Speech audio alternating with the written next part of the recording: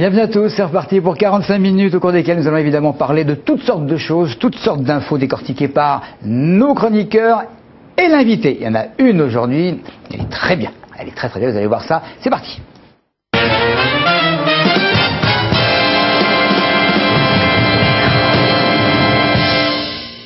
Et laissez-moi d'abord vous dire que nous sommes accompagnés, oh là je dis nous sommes comme le pape là carrément, ça y est j'ai décroché, non, il est accompagné de Virginia Forgac. Bonsoir Patrice. Ça va? Et Facebook aujourd'hui? Oui, avec un petit dessin animé connu de tout le monde qui parodie Facebook.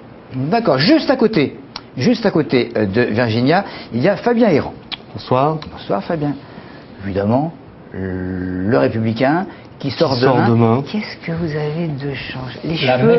Mais qu'est-ce qui s'est passé là? Elle est moins rebelle. Elle est moins rebelle. Il y a une gouttière. C'est l'automne, les feuilles tombent et puis moi aussi, voilà.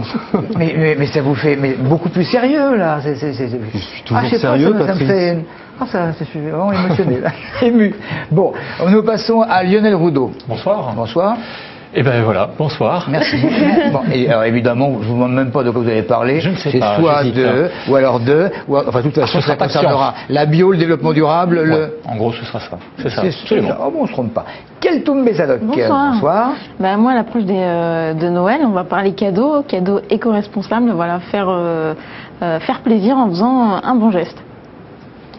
D'accord, on va ça en fin d'émission. Et Martine Guégan. Martine. Bonsoir. Ça va, Martine Oui, ça va. Et vous nous avez ressorti un petit reportage. Souvenez-vous de 91, un reportage de 91 sur le haras du Four Blanc à Châlons-Saint-Marc.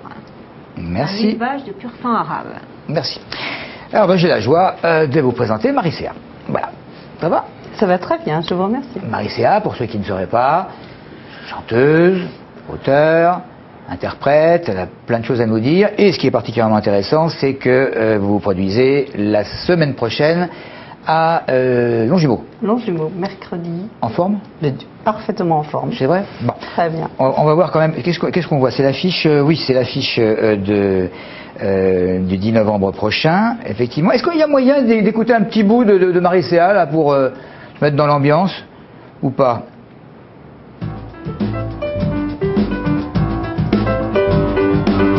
Les vagues sont arrivées, toujours 4 par écart.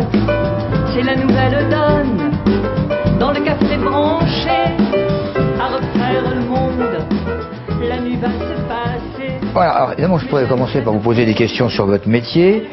Que nenni, Maricéa, qu'est-ce qui a poussé vos parents, non mais franchement, comment on va, à vous prénommer comme ça?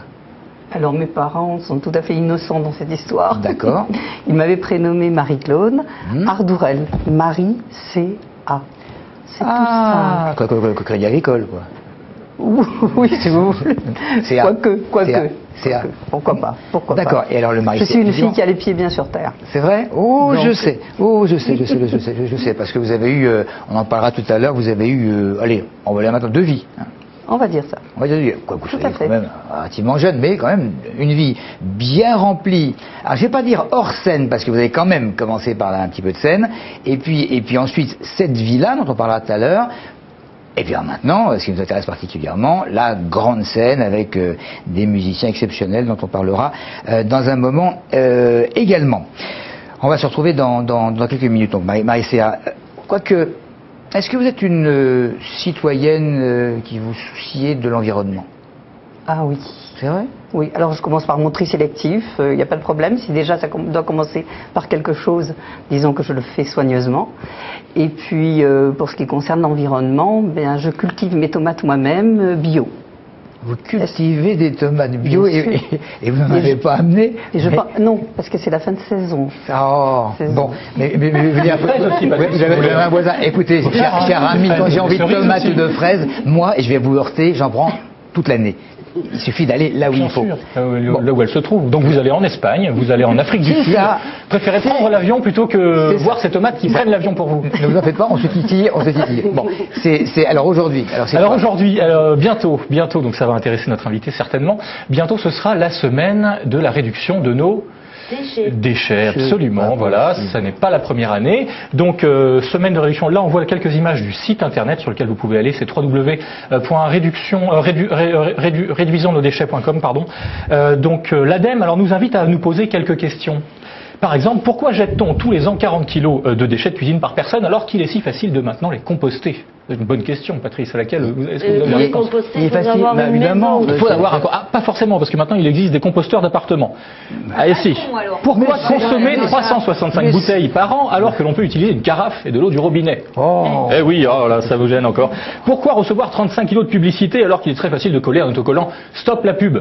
Ou de les recevoir par mail. Peut-être parce que même quand on colle l'autocollant, je crois que ça marche pas bien en fait. Hein, il semble.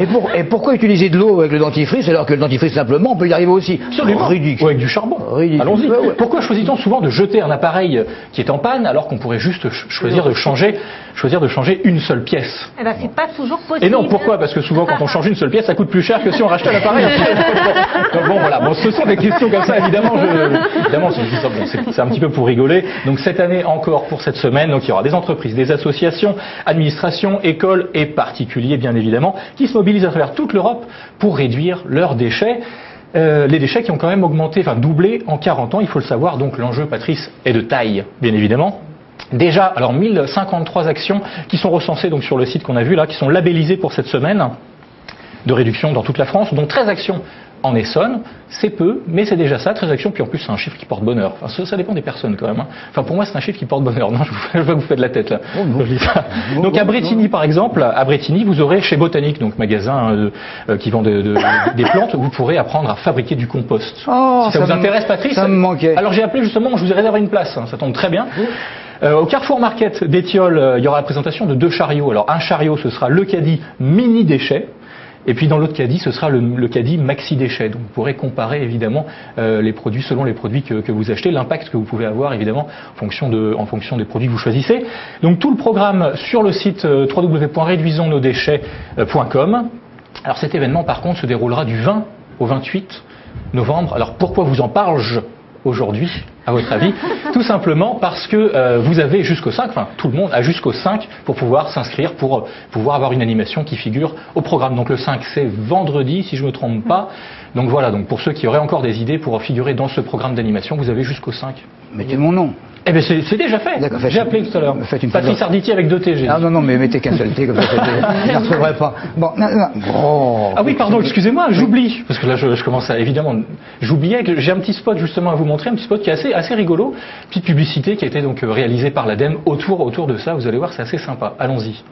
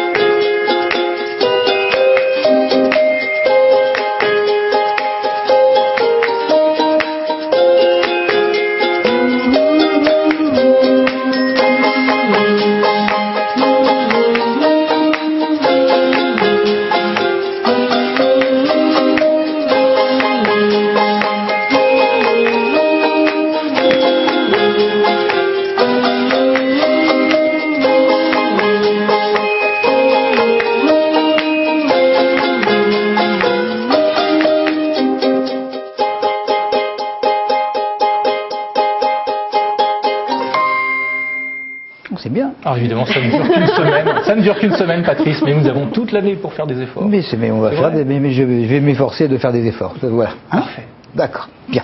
Oh, un cheveu. Allez, on en vient aux infos. Pour ceux qui ne pourraient pas regarder le journal, voici les grandes lignes.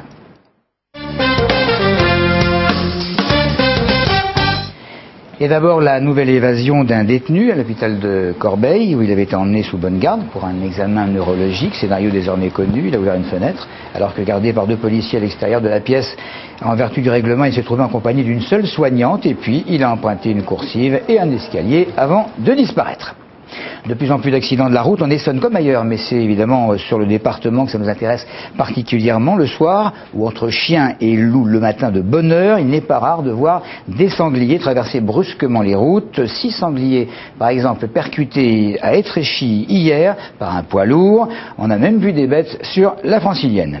Le Grand Paris et les 2 fameux projets de double boucle et d'Arc Express, les débats se succèdent à l'initiative de la région Île-de-France et de l'État. Côté SNCF, a noté la sonnette d'alarme tirée par un directeur général de l'entreprise dans la branche qui s'occupe justement de tous les trains de banlieue et qui estime que des fonds doivent être rapidement affectés à la rénovation du réseau transilien actuel. Il rejoint donc l'opinion de pas mal d'élus du département. Donnez votre sang. C'est une petite phrase souvent entendue, mais il y a peut-être urgence parce qu'en raison des mobilisations et grèves anti-réforme des retraites, les dons ont considérablement diminué ces derniers temps. Depuis ce matin et jusque dimanche, l'établissement français du sang pratique des collectes à Sainte-Geneviève-des-Bois. Il suffit d'être âgé de 18 à 70 ans et contrairement à une idée reçue, il n'est pas utile d'être à jeun.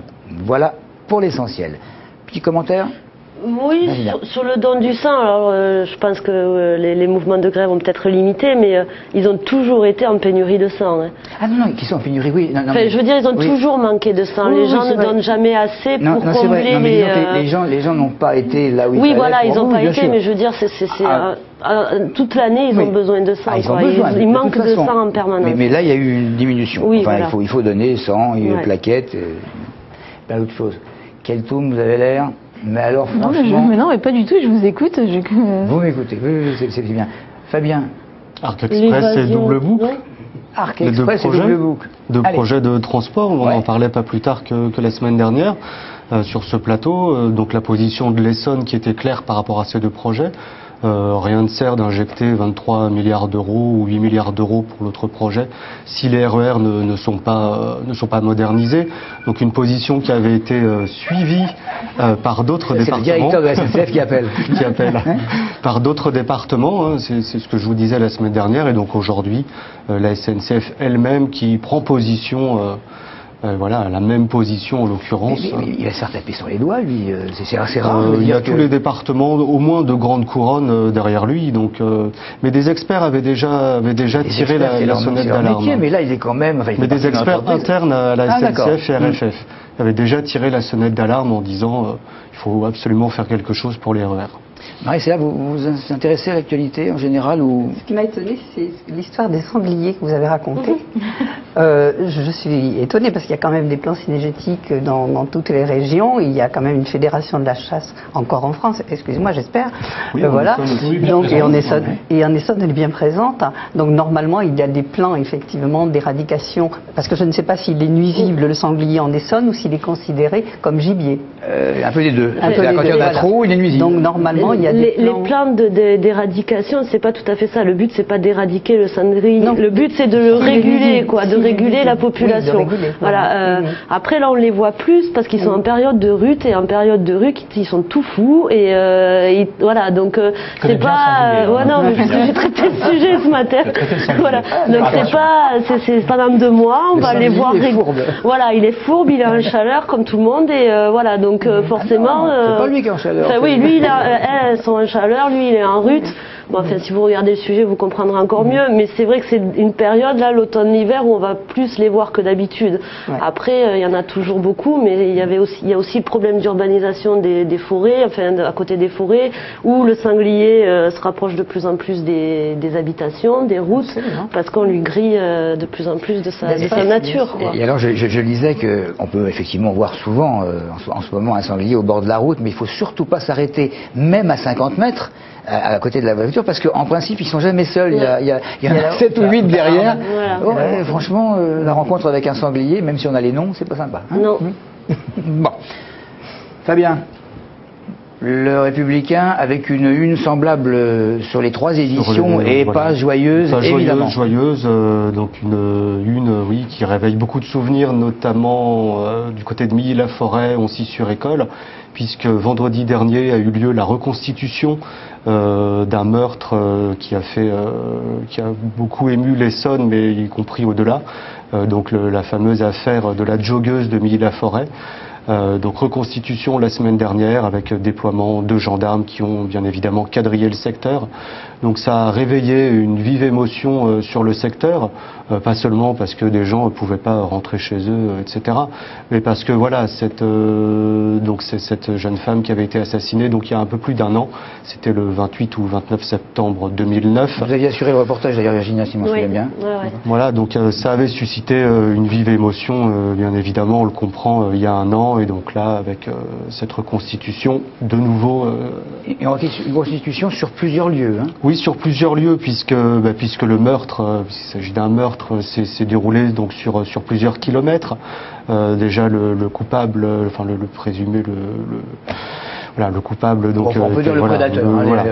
Donc était habité en Seine-et-Marne, puisqu'il était gardien dans une résidence une résidence privée. Voilà, donc il habitait en Seine-et-Marne, il avait pris sa voiture, le meurtre s'est déroulé dans une forêt, à la lisière de l'Essonne. Et puis la victime elle-même, donc qui faisait son jogging donc à pied, est partie d'où elle habitait à Milly-la-Forêt. Donc forcément des trajets à pied, des trajets en voiture, etc. Donc ça s'est déroulé sur une assez longue distance, d'où un quadrillage, un périmètre assez important. Bien. Alors, en dehors de malheureuse jeune femme, une grande annonce cette semaine, donc qui vient de la part politique, donc qui vient de la part du président du Conseil général de l'Essonne, donc Michel Berson. Donc, rappelons qu'il préside le Conseil général depuis 1998, mettant fin à l'ère de Xavier Dugouin. Donc le président Michel Berson avait toujours dit mon mandat de conseiller général 2008-2014 sera le dernier.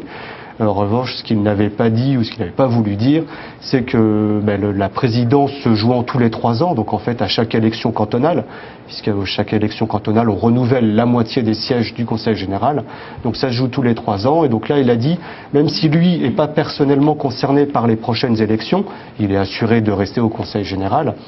Il va néanmoins quitter la présidence donc en mars prochain, donc annonce qui a été faite cette semaine. Alors il quitte effectivement la présidence, il quitte pour d'autres combats, puisqu'à présent, ce qu'il a fait pour l'Essonne, il souhaite le faire à l'échelon national, comme il nous l'a indiqué, on a fait une interview cette semaine, donc d'autres combats, donc le Sénat en l'occurrence. Voilà, il veut se battre plus haut pour essayer peut-être de changer les lois, on parle de réforme de collectivités territoriales, etc. Donc pourquoi pas agir plus haut, et donc au Sénat pour monsieur Michel Berson. Et pour le Sénat, il y a pas mal de prétendants. Et pourquoi pas faire basculer le Sénat à gauche? Il vous l'a pas dit, ça? Alors effectivement, ça fait... Donc il veut déjà mener ce combat au Sénat, et pourquoi pas être l'artisan, participer au basculement du Sénat à gauche, et il prépare aussi l'alternance de 2012, pour laquelle il croit aussi. Ok. Rien d'autre de très important? Du sport, vite fait. Quinzaine chargée pour les filles de Juvisy. M'en demandez pas plus. Je sais qu'il y a 4 matchs clés pour les filles de Juvisy. C'est vrai. Peut-être. Avec Brunois, Sainte-Geneviève. Bon, voilà. Mais beaucoup de choses dans notre cahier cette semaine. D'accord. Merci Fabien. Alors on va passer au Yes Weekend, qui semble moins persuasif que souhaité, avec les résultats pas très satisfaisants pour les démocrates. Sachez que même l'ancien siège de Barack Obama dans l'Illinois a basculé du côté républicain. Le président américain qui doit être bien déçu, même si ses conseillers n'arrêtent pas de lui dire qu'il n'est pas responsable évidemment du marasme économique. Alors ça vous a donné l'idée de proposer à quelques Essonniens de s'adresser, s'ils le souhaitaient, au président des États-Unis, pourquoi pas pour lui donner des conseils. Pour ce que je connais des États-Unis, la seule chose que je peux lui dire, c'est bon courage. C'est dommage pour les États-Unis. Il a perdu, mais enfin, je crois pas qu'il a tout perdu, finalement. Pour l'instant, on ne peut pas le juger. J'espère qu'il va remonter la pente.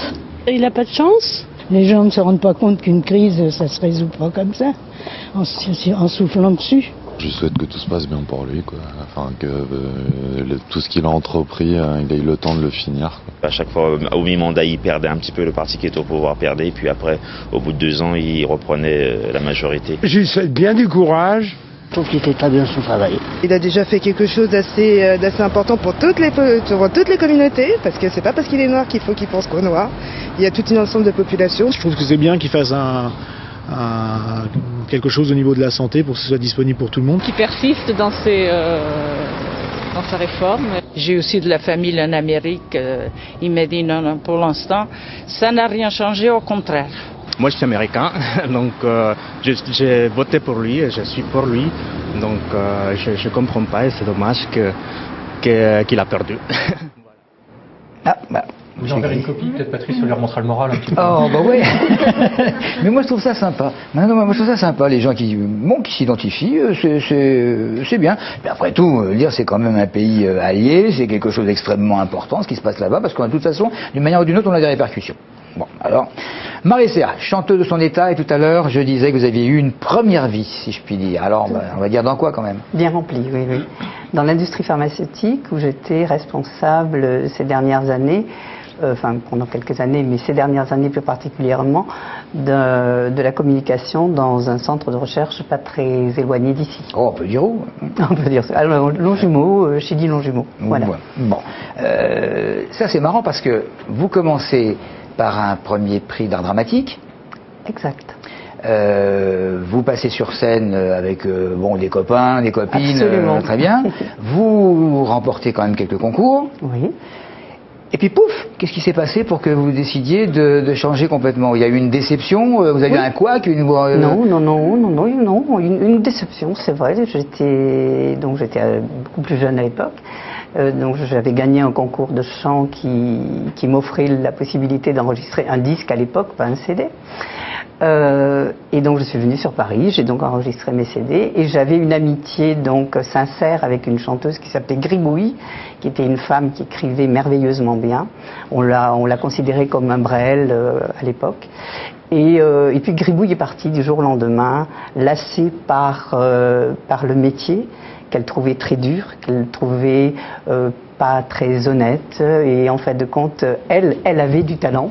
Pour moi, c'était une personne qui avait un vrai talent, et elle n'était pas reconnue. Donc moi, j'essayais de faire mes premiers pas dans le métier, et je me suis dit qu'il valait mieux que je retourne sur les bancs du lycée, essayer de faire quelque chose d'autre. Donc j'ai gardé pour moi et dans mon jardin secret la possibilité d'écrire des textes, d'écrire des mélodies, en me disant qu'un jour peut-être j'aurai la possibilité de les faire connaître. Et donc j'ai fait carrière ailleurs, dans l'industrie pharmaceutique, comme je le disais, où je me suis passionnée avec tout autant d'engagement que je l'aurais fait pour le métier de la chanson et de l'art musical en grand, on va dire. Donc je me suis passionnée pour les chercheurs. Je les ai accompagnés pendant plus de 20 ans, voire 30 ans. Et vraiment, j'ai partagé des moments exceptionnels avec eux. L'évolution d'un médicament, la mise sur le marché, c'est quand même des aventures extraordinaires. Et j'ai un profond respect pour les chercheurs avec lesquels j'ai travaillé. Et j'ai même regretté à un moment donné de ne pas être du côté de la paillasse, parce qu'il se passe vraiment des choses, effectivement, dans leur vie qui sont extraordinaires. Lorsque je les ai quittés il y a 2 ans, c'était un petit peu à regret, mais en même temps, je voulais quand même, ce petit jardin secret, le montrer un petit peu et dire voilà, j'ai eu une vie, je me suis passionnée, j'ai partagé beaucoup de forums et carrefours de métiers sur la région de Montpellier, dont je suis originaire, mais après sur l'Essonne où j'ai animé tous ces passages donc de l'information à des jeunes. Et là aussi, je me suis passionnée, je l'ai fait avec infiniment de foi. Voilà. Bon, on va quand même un petit peu vous écouter certaines de vos paroles.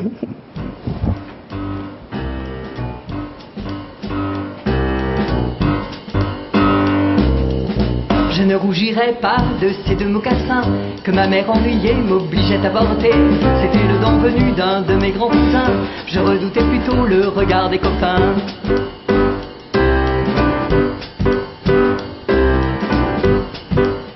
Plus tard avec mes amis, ce fut sur l'esplanade.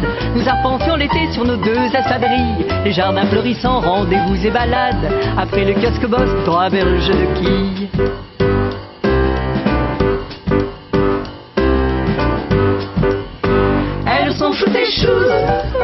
Quelle taille tu fais? Parole, je suis jalouse. Elles se font de vos pieds. Elles sont quand on regarde, enfin quand on écoute et puis qu'on regarde vos textes, on s'aperçoit que vous avez une passion pour les voyages. et je n'ai pas forcément voyagé physiquement. Ben, c'est sans doute pour ça. Voilà. Donc, mais en fait, on va dire, comme aussi à des heures perdues, je peins un petit peu, on va dire que les chansons sont des petits tableaux. Voilà, des petits tableaux. Et effectivement, je me sers un petit peu de l'écriture et de la mélodie. Et j'ai du bonheur quand la mélodie arrive en même temps que les paroles. Mais c'est pas toujours, hein, puisque j'ai quelqu'un à côté de moi qui compose des mélodies et qui m'aide beaucoup. Mais il se trouve que souvent, effectivement, j'écris des chansons comme si c'était des tableaux. Et je dépeins, voilà, une atmosphère et même des idées qui peuvent être très colorées par moments. Et subjectives aussi. Alors il y a des chansons un peu plus drôles, on va dire. Vous évoquiez à l'instant une personne qui vous côtoie pratiquement tout le temps et qui vous assiste. Vous avez quand même au moins 2 pointures dans votre groupe parce que vous ne produisez pas toute seule avec une petite guitare. Il y a du lourd derrière. Il y a du lourd. Alors de façon très anecdotique, la rencontre que j'ai faite avec mon répétiteur qui s'appelle Roger Pouli, qui est aussi le pianiste de cette formation, et qui est aussi l'arrangeur des chansons, pour faire court, puisqu'il a accompagné quand même pas mal de vedettes. Ah bah citez-les quand même, parce qu'il y en a pas mal. Oui, Cora Vauquer, Jean-Roger Cossimon, et il a quand même été le pianiste donc, de Charles Trenet pendant 30 ans. Non, c'est du lourd. Oui, non. J'ai beaucoup d'affection et de reconnaissance pour le travail que nous faisons ensemble. Et puis il y en a un autre. Et puis vous avez même des choristes qui sont sympathiques aussi. Alors à la contrebasse, Pierre Mortali. Pierre Mortali est très connu par tous les jazzman puisque c'est une contrebasse chantante presque, chantante. D'ailleurs il chante aussi de temps en temps. Il fait le chœur. Et puis aux percussions, donc Jean-Philippe Bataillé. Jean-Philippe a été percussionniste de pas mal de vedettes et bien connu aussi. Et là, pour l'instant, il vient de terminer donc les représentations du Roi Lion et il entame Mamma Mia. Voilà, au Théâtre Bacador. Et ça marche bien, Mamma Mia. Et ça marche bien avec. Et les choristes, puisque vous faisiez allusion aux 3 choristes qui m'accompagnent, ce sont mes petites sœurs de chœur, donc toutes les 3 d'origine africaine. Il y a 2 sœurs, je crois. Oui. Il y a 2 sœurs, Katia et Sonia, qui sont gabonaises, d'origine gabonaise, et Sandra, qui est d'origine camerounaise et gabonaise. Voilà. Marie-Céa, je ne sais pas si on aura le temps de réécouter un petit morceau juste avant la fin de l'émission. On va passer à Martine. Martine, vous vous intéressiez aux muscles d'un homme il n'y a pas très longtemps. Maintenant, ce sont les muscles de chevaux. C'est différent. Oui, alors en fait, là, je vous emmène à Chaloux-de-Saint-Marc, au haras du Four Blanc, dirigé par Martine, à cette époque-là, Martine Cantrel. Et alors, c'est un élevage de pur sang arabe. C'était un des seuls sur le département de l'Essonne. Et donc, on va regarder ce reportage.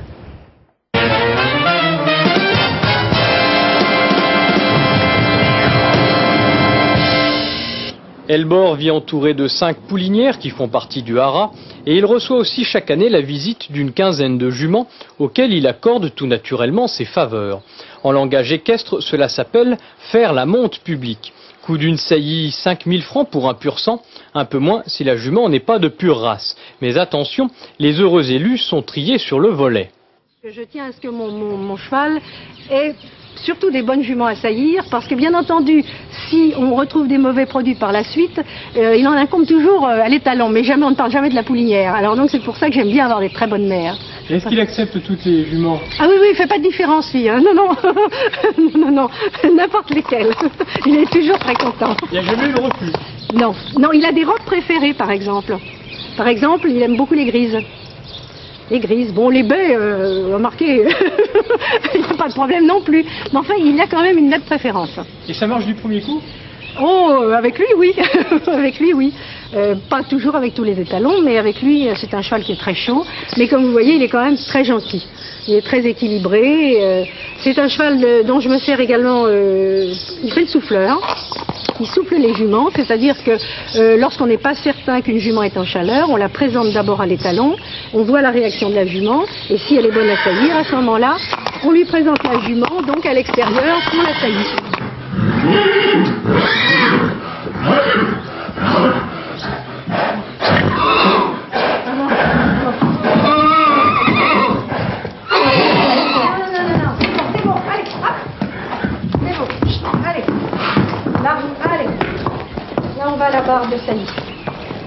Actuellement, j'ai 2 poulinières qui ont 20 ans et qui ont toutes les deux des bébés. Bon, l'arabe est un cheval qui peut reproduire jusqu'à 25, 27 ans.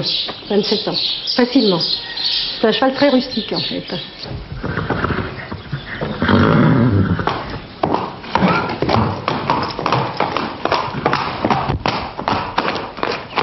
Et les saillies, c'est toujours une chose un petit peu dangereuse parce qu'en fait, à tout moment, on risque quand même un incident.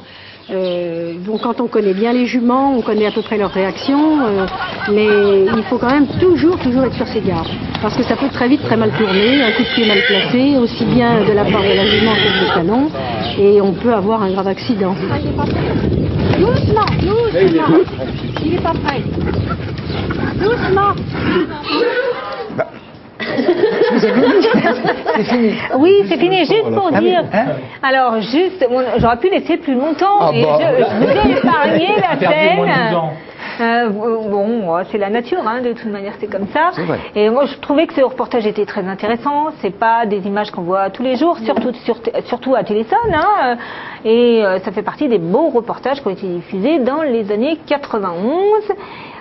Tout ça aussi pour vous dire que ce fameux haras de Châlons-Saint-Mars, haras du Four Blanc et cet élevage de pur sang n'existe plus aujourd'hui. Donc il n'y a plus d'élevage de pur sang arabe sur le département de l'Essonne aujourd'hui. Oui, mais enfin, bon, ça faisait partie du patrimoine du département de l'Essonne aussi. Merci Martine, on va passer directement à Virginia, rien à voir. Alors vraiment, rien à voir. Non, ni à voir avec les rutes, ni la chaleur, ni rien. Là, je vais vous parler de South Park. Tout le monde connaît ici South Park. South Park. Un accent, je sais pas si vous avez remarqué quand même. South Park Piteng Kong. Tu comprends mieux. Donc ça, c'est un dessin animé que tout le monde connaît, assez vulgaire, assez caustique. Ils ont pas. Assez drôle, surtout. Moi, je trouve ça très drôle, mais c'est un humour aussi qui ne peut pas être partagé par tout le monde. Tout le monde ne peut pas aimer l'humour de South Park. Voilà. Donc, on va regarder, c'est une parodie de Facebook. Moi, je trouve ça très rigolo. On en discute après. J'ai plus d'amis qu'Akai, j'ai plus d'amis qu'Akai. Bordel, comment tu peux avoir plus d'amis que moi? Parce que les gens me trouvent super cool, c'est tout. T'en as combien des amis, toi, Kenny? Comment? Sans déconner, comment ça se fait que j'ai 37 amis? Ah, vous êtes encore sur cette connerie de Facebook, c'est pas vrai? Connerie de Facebook, c'est ça. Stan, j'étais sur mon ordi au boulot et j'ai vu que tu t'étais ouvert une page sur Facebook. Ouais, papa, j'ai pas vraiment eu le choix. Ouais, alors, est-ce que tu vas me demander comme ami? Non, papa, j'ai aucune envie de perdre mon temps avec ça. Oh, bon, ça fait rien. Alors, je ne suis pas ton ami, c'est ça? Bien sûr que t'es mon ami. Mais tu veux pas m'ajouter comme ami, tu viens de le dire. Papa, c'est qu'une connerie de clic sur un bouton, ça prend 2 secondes. Oui, mais ça veut dire que tu ne les as pas, ces 2 secondes où... J'ai envie de pouvoir finir mes devoirs. D'accord, très bien. Juste pour être sûr, toi et moi, on sera jamais amis. Ok, papa, je vais t'ajouter. Ah, cool, super. Je suis de la rigolade pour toi? Tu as? Je voulais savoir si c'est tout ce que je suis de la rigolade. Non. J'ai vu que t'avais une page sur Facebook, Stan. Ah, bordel de merde, non, j'y suis juste parce que... J'ai vu ta page, Stan. Ta situation amoureuse, c'est célibataire. Situation amoureuse? J'avais même pas vu qu'il y avait... T'aimes bien être célibataire, Stan? Comme ça, tu peux te servir de Facebook pour trouver d'autres filles. D'ailleurs, si j'en crois ta page Facebook, on n'est même pas amis. D'accord, je t'ajouterai comme ami, je suis désolé. Et tu ferais bien de changer ta situation amoureuse et de mettre dans une relation libre. Mais comment? Suffit de modifier ton profil en allant dans les infos générales. Ok, je vais le faire. Modifier profil. Info générale. Ah non, peut-être que... Stan, pourquoi tu ne veux pas être ami avec mamie? Ah papa, j'ai pas fait attention, je t'ai dit que je voulais pas. Ta grand-mère est à l'hôpital et tu ne veux même pas être ami avec elle. D'accord papa, j'ajouterai mamie comme amie. Voilà qui est mieux. Oh, et je t'ai envoyé une image rigolote et tu ne m'as toujours pas répondu. Putain, fais chier Facebook, quelle merde! Mais qu'est-ce que c'est que ce bordel? Podcast! Bienvenue sur l'incroyable podcast d'Eric. Je te trouve trop mignon dans ton costume de lapin. Quoi? Je te trouve trop mignon dans ton costume de lapin. Qu'est-ce que ça veut dire, Stan? J'en ai aucune idée. C'est ce que Suzanne92 a écrit sur ton mur Facebook. Tu donnes des photos de toi déguisé en lapin aux filles. Va te faire foutre! Suzanne92, c'est une amie de ma grand-mère et elle a 92 ans. Oh, salut Stan, je suis ton ami Brian. On s'est connus par Jimbo. J'ai fait un commentaire sur ton statut, mais tu n'as pas encore répondu. Tu pourrais me faire un POC dans pas trop longtemps? Ouais, d'accord. Eh petit, pourquoi as-tu ignoré ma demande d'amitié? Je vous connais pas, monsieur? Ouais, c'est ça, je suis juste quelqu'un que les gens ignorent, faut croire.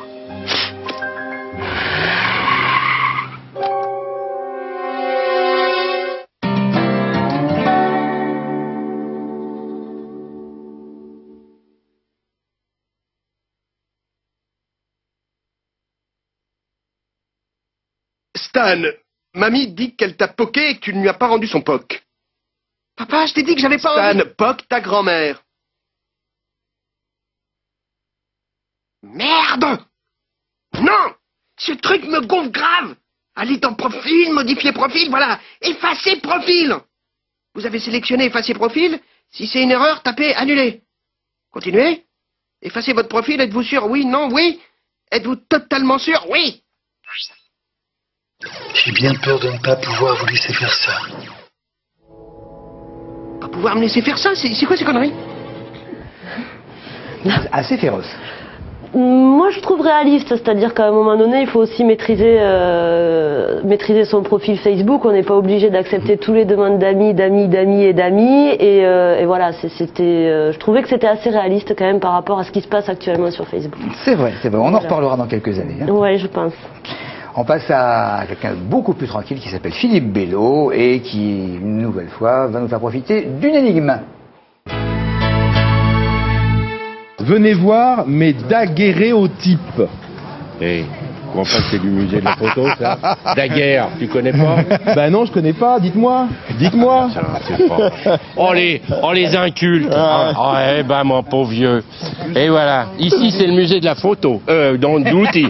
Qu'est-ce que vous faites dans votre musée de l'outil, là? Ah ben, il y a des vieux comme lui, le président, et moi le vice-président, et puis tout le reste qui est autour, là. Ah bah faut qu'on vienne vous voir, alors, Ah bah tiens, eh oh. Attendez, c'est les choses, vous en avez plein vos archives. Surtout la création du... Ça fait très longtemps qu'on ne vous a pas vu. Eh ben on va revenir, alors. On aimerait bien. Ouais. Alors vous me dites ça, c'est le musée de la photo? Oui, musée de la photo. C'est normal que les Biévrois trouvent le musée de la photo, parce que ce musée est presque mondialement connu, enfin non pas presque, il est mondialement connu, donc c'est normal qu'ils le trouvent. Allez, on y va. On a trouvé le fabuleux musée de la photographie de Bièvre. Je ne sais pas s'il y a quelqu'un, parce que comme on n'a pas prévenu, comme d'habitude, avec nos énigmes, c'est toujours la même histoire, je vais aller poser la question. Et oui, notre Biévrois a raison. Si notre énigme parle de daguerréotype, c'est que l'inventeur de la photo, c'est bien sûr Louis Daguerre, qui réalisa sa première photo en 1827. Avec plus de 25 000 objets, 1 million de photographies, une bibliothèque et un fonds documentaire technique unique, le Musée français de la photographie rassemble une des plus importantes collections au plan international. Fondé en 1960 par deux amateurs passionnés, Jean et André Fage, le musée rassemble aujourd'hui de très beaux daguerréotypes bien sûr et près de 2500 pièces de matériel photographique qui retracent l'histoire conjuguée des techniques et des usages sociaux de la photographie. Bon, une autre énigme évidemment. Demain, quel toum sans transition? Qu'est-ce que c'est que vous avez amené? Des gâteaux? Des cadeaux. Des cadeaux éco-responsables. Alors, qu'est-ce que c'est qui est à l'origine de ces produits? C'est le WWF, tout le monde connaît, traduit des Fonds mondiaux pour la vie sauvage, qui est représenté par un panda. Je pense que tout le monde doit connaître. Alors, c'est la première organisation mondiale de protection de l'environnement. Elle a pour mission d'enrayer le processus de dégradation de la planète. Alors, je vais peut-être demander à Virginia de distribuer, et en préservant la diversité biologique mondiale, en garantissant une utilisation durable des ressources naturelles et renouvelables. C'est une chronique qui aurait pu être présentée par Lionel, et qui encourage des mesures destinées à réduire la pollution et la surconsommation. Elle est présente dans plus de 100 pays à travers le monde et représente un réseau de plus de 5 millions de membres actifs. Alors, par ces produits, le WWF souhaite sensibiliser la nouvelle génération, donc les plus jeunes, à la protection de l'environnement avec des produits partage éco-responsables, à la fois ludiques et de qualité. Et ça s'inscrit en fait dans une vraie démarche préventive qui vise à minimiser leurs principaux impacts sur l'environnement, et ce dès leur conception. Alors il y a toute une gamme de produits, il y a des livres, il y a des peluches, et là vous avez entre vos mains des jeux. Alors des jeux trouver des livres qui sont fabriqués à partir de bois ou papier issu de forêts gérées durablement. Alors c'est du carton 100% recyclé. L'impression des jeux et des livres est à base d'encre végétale et c'est fabriqué en France. Donc voilà, il y a une vingtaine de grands classiques revisités à travers l'émission de cette organisation, les dominos de guépard, les jeux de dames. Et voilà, ces jeux mettent en scène espèces et espaces des 4 coins du globe. Donc voilà, et ça coûte entre 5 et 25 €. C'est disponible dans les magasins, les spécialistes du jouet. Et sur le site internet de WWF, c'est www.wwf.fr. Mais c'est écrit en quelle langue, là? Alors, c'est écrit en français, d'une part, et je sais plus, vous avez vu, donc ça vous intéresse pas, le français, vous voulez? Si, mais juste en dessous, du flamand, oui. Ouais, du néerlandais. Ah, ouais, d'accord. Donc il y a des jeux d'osselets en os de panda, en fait. C'est sympa. Oui, ça s'inscrit aussi dans une volonté de revenir à des jeux en famille, un peu plus interactifs que simplement le jeu télévisé ou le jeu. Cela dit, je ne sais pas si le jeu de loi connaîtrait le même succès. Le jeu de loi, ça veut dire. Ah bah si, quand même. Les mallettes avec le jeu de loi. Mais j'ai pas dit non. Non, mais pas. Non, mais le jeu de loi, les petits chevaux, les dames et tout ça, bien sûr. Non, mais les petits chevaux et dames, les jeux de loi, c'est quand même. Si, le jeu de loi, j'y jouais avec mes grands-parents. Ah non, je suis ravi. C'est vrai que c'est. Il y a plein de jeux. Il y a pour tous les âges. Il y a des ours, des peluches, des livres. Voilà, toute une gamme de produits disponibles sur leur site internet. Pour Noël, bien sûr. C'est très bien. On va finir l'émission avec vous, Marie-Céa. On va écouter un petit peu de votre musique. Tout à l'heure, c'était un petit peu jazzy. D'ailleurs, sur le disque que nous avons, il y en a un ou deux simplement qui sont un peu jazzy, mais je crois savoir que sur scène... ça déménage. Ça déménage. Oui. Ai-je mes repères en ce monde où tout s'organise, s'ordonne? Moi qui ai goûté à tous les vents, me disait ce gars du Ponant. Je pêche au large dans les temps, la mer envoûte ses enfants. Elle m'a tout donné, tout pris. Seule dans ma barque, je l'oublie. Regarde, je flotte. J'ai l'ivresse des astronautes. Entre ciel et mer, je me pose. Au fil de l'eau, je rêve, je pose. Regarde, je flotte. Qu'est-ce que vous pensez des... Allez pas vous froisser, là. Des petites jeunes qui arrivent comme ça, à droite, à gauche, au milieu, à toute vitesse, avec des chansons qui ont moins de texte généralement, de temps en temps une bonne voix, de temps en temps une voix tarte, mais généralement bien accompagnée. Non, moi je pense que s'ils arrivent à se faire plaisir, et si vraiment ils font partager des émotions, et je trouve que précisément on partage de moins en moins. Quand on a l'occasion de partager dans une salle ou en petit comité vraiment de véritables émotions, tant mieux. Et si les jeunes arrivent à partager avec leurs textes et leurs chansons et leurs mélodies quelque chose qui les fait peut-être un petit peu grandir, c'est bien. C'est vrai, j'écoutais, je ne sais plus quel était l'humoriste qui parlait avec la voix de, comment s'appelle-t-il? Zut, un comédien... Très précis tout ça quand même. Mais je sais. Je vais y arriver. Enfin bref, il est en train de donner des paroles de Grand Corps Malade et il se fichait de sa figure d'une manière mais assez extraordinaire en lisant les textes. Mais alors, évidemment hors contexte. Et quand vous prenez simplement 3 phrases hors contexte, ça fait très bizarre. Moi j'ai vu certains de vos textes. Bon, si vous isolez certaines phrases... Bon, alors que quand il y a un fil conducteur, c'est bien. Vous chantez du Marie-Céa. Si vous deviez chanter quelqu'un d'autre, ce serait qui? Oh là là. Alors comme j'ai déjà chanté quelqu'un d'autre. mais avec passion. Avec passion, alors, on va dire que par formation, ce serait du jazz. Incontestablement, le répertoire de Ella Fitzgerald, oui, les classiques, les standards. J'irai jusqu'au scat, puisque j'ai quand même scaté pendant des années. Mon grand regret, c'est de ne pas avoir fait de l'opéra, ça c'est certain. J'aurais aimé, puisque j'avais une voix de contralto, voire un petit peu mezzo, donc j'aurais aimé pratiquer l'opéra. Je l'ai fait à un moment donné, mais voilà. Mais sinon, allez, restons-en à Ella Fitzgerald. Ah bon, c'est déjà un bon choix. Enfin bon, dans les Français, vous avez cité Brel quand même. Oui, mais ça, c'est... C'est autre chose. C'est peut-être votre jardin secret. Ça fait partie de l'écriture. Maricéa, donc, au théâtre de Longjumeau, le 10 novembre. C'est dans pas longtemps, c'est la semaine prochaine. Et je crois que vous y prendrez un grand plaisir. Et nous prendrons plaisir de vous retrouver évidemment demain à la même heure. Salut, merci.